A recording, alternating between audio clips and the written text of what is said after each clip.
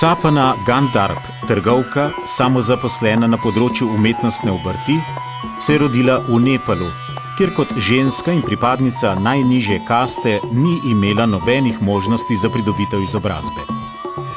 Poti so se ji odprle pri 22 letih, ko se je preselila v Slovenijo k krušnim staršem.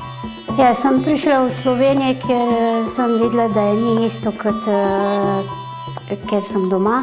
V Nepal, to je drugačne kulture. Bilo je začetka zelo težko, pol pa sem se prilagodila.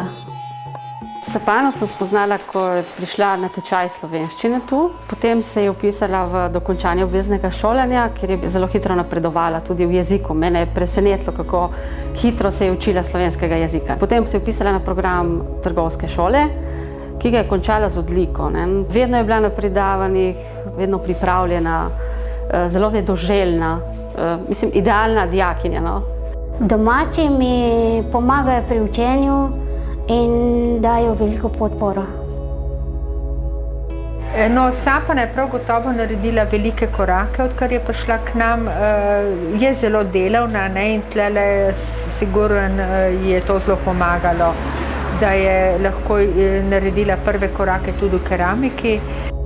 Sapana je idealen primer vseživljenjskega učenja.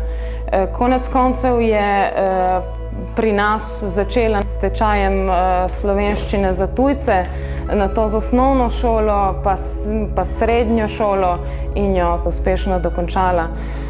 Tako da smo na Ljudski univerzi na njo še posebej ponosni.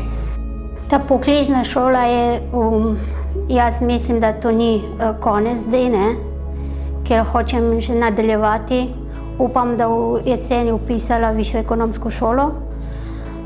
Ta poklicna šola je samo ena osnovna izobrazba zame, ker vedno imam občutek, da nič ne vem. Najbolj me zanima umetnost, predvsem oblikovanje keramike. Dosti sem imela te tečajev in iz teh stvari, ki sem naredila tam, sem dala na obrtno zbornico in zdaj pa imam domačo obrt.